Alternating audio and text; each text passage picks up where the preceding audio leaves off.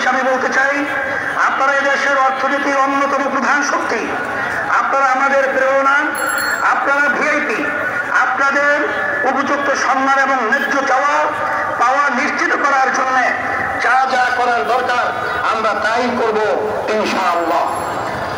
সম্মানিত ওলামায়ে কেরাম, আপনারা দেশের শ্রেষ্ঠ সন্তান, অথচ অনেক ক্ষেত্রেই আপনারা অবহেলিত এবং রাষ্ট্রের সুবিধা থেকে বঞ্চিত। আগামী নির্বাচনে আমরা দেশ পরিচালনার দায়িত্ব পেলে ওলামায়ে কেরামের প্রাপ্য সম্মান ও মর্যাদা নিশ্চিত করব ইনশাআল্লাহ।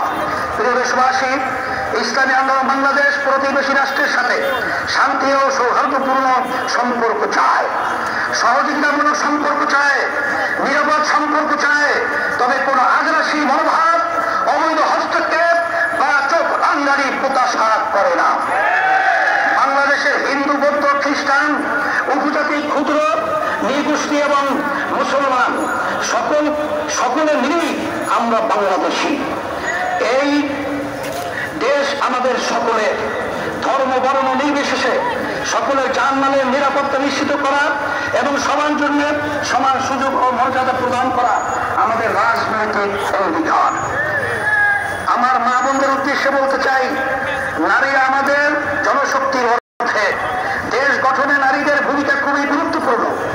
ইসলামী আন্দোলন বাংলাদেশ নারীর স্বাধীনতার সম্মান অধিকার নিশ্চিত করতে চায়।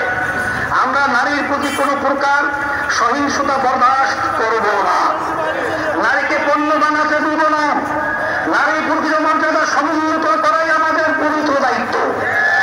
ভাইয়ের আমার, এ মহাসমাবেশ থেকে আমরা ফিলিস্তিনি জনতার প্রতি সমর্থন ঘোষণা করছি। প্রথম কিবলা বাইতুল মুকাদ্দাসে মুক্তিসহ স্বাধীন ফিলিস্তিন রাষ্ট্র প্রতিষ্ঠার জন্য সব মুসলিম দেশের রাষ্ট্রপ্রধানদের কার্যকর উদ্যোগ নেওয়ার জোর দাবি জানাচ্ছি। সম্মানিত ভাইরা আমার, আমরা রাষ্ট্রে সুশাসন চাই, জবাবদিহিতা নিশ্চিত করতে চাই। যেখানে রাষ্ট্রপ্রধান ও জনতার কাছে জবাবদিহি করতে বাধ্য থাকবে। আমরা ন্যায়ের শাসন প্রতিষ্ঠা করতে চাই, আমরা দুর্নীতিমুক্ত বাংলাদেশ প্রতিষ্ঠা করতে চাই, আমরা দক্ষ সৎ জনপ্রশাসন গড়ে তুলতে চাই। প্রতিষ্ঠার পর থেকে আজ পর্যন্ত ইসলামী আন্দোলন বাংলাদেশ কখনো অন্যায়ের সঙ্গে আপোষ করে নাই, শর্টকাট পথে ক্ষমতায় যেতে চায় নাই, নীতি বিসর্জন দেয় নাই। সবকিছুর ঊর্ধ্বে আমরা ইসলাম, দেশ ও জনগণের স্বার্থকে প্রাধান্য দিয়েছি। আগামীতেও আমরা জনপ্রত্যাশাকে পূরণ করতে চাই। প্রিয় নেতা কর্মী বৃন্দকে বিশেষ করে আমরা বলবো, আপনারা অনেক ঘাম ঝরিয়েছেন, অনেক সময় দিয়েছেন, অনেক রক্ত দিয়েছেন, জীবন দিয়েছেন। আপনাদের কোরবানির বদৌলতে ইসলামী আন্দোলন বাংলাদেশ আজ গণমানুষের শক্তিশালী রাজনৈতিক দলে পরিণত হয়েছে। এখন সময় ফসল ঘরে তোলার।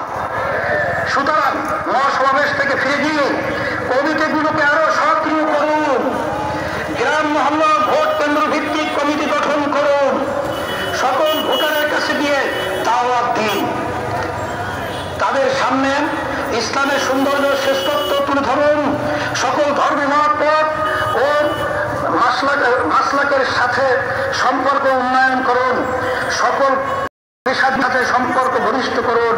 প্রিয় দেশবাসী, আগামী বাংলাদেশ ইসলামের বাংলাদেশ, আগামী বাংলাদেশ দেশ প্রেমিকদের বাংলাদেশ, এই লক্ষ্য অর্জনের সকলকে সর্বোচ্চ শক্তি নিয়োগ করার আহ্বান জানাচ্ছি। আসুন সকলে মিলে আমাদের স্বপ্ন পূরণে একযোগে কাজ করি। আজকের মহাসমাবেশে আসার জন্য সবাইকে আবারও ধন্যবাদ ও কৃতজ্ঞতা জানাচ্ছি।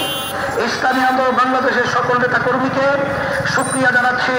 আপনারা যারা পরিশ্রম করেছেন তার প্রতিদান একমাত্র আল্লাহই প্রদান করবেন ইনশাআল্লাহ। সারা দেশ থেকে যারা এসেছেন, সহযোগিতা করেছেন, প্রচার করেছেন এবং বুদ্ধি পরামর্শ দিয়েছেন, তাদের সবার জন্য অন্তর থেকে বলছি জাযাকুমুল্লাহ খায়রান। আল্লাহ আপনাদের প্রতিদান দিবেন। প্রশাসনের ভাইদের শুকরিয়া জানাই, সাংবাদিক বন্ধুদের শুকরিয়া জানাই, আরো যারা যেভাবে সহায়তা করেছেন তাদের সবার জন্য আল্লাহর কাছে দোয়া করি। আল্লাহ হাফেজ।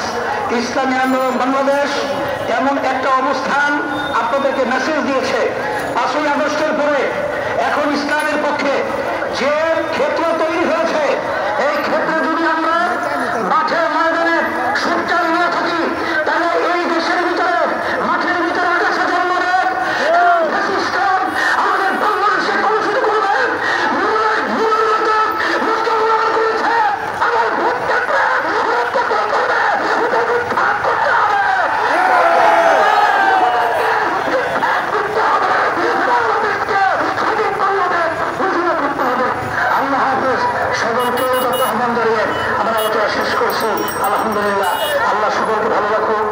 কবুল করুক। বিশেষ করে যারা যশোর থেকে বিভিন্ন জায়গা থেকে আসার পথে যারা শাহাদাত বরণ করেছে, আল্লাহ তাদের শাহাদাত দরজা আল্লাহ তাদেরকে দান করুক, এবং যারা আহত হয়েছেন আল্লাহ তাদেরকে সুস্থ করুক। সবাইকে ধন্যবাদ এবং আল্লাহ কবুল করুক। আমরা সবাই একত্রিত হয়ে ইসলাম দেশ মানবতার কল্যাণের জন্য কাজ করতে পারি। আল্লাহ সবাইকে ভালো রাখুক, আল্লাহ তৌফিক হোক, আর রাষ্ট্রীয় পর্যায়ে ইসলাম ক্ষমতায় যাক এই আশাবাদ ব্যক্ত করে শেষ করছি। আসসালামু আলাইকুম ওয়া রাহমাতুল্লাহি ওয়া বারাকাতুহু।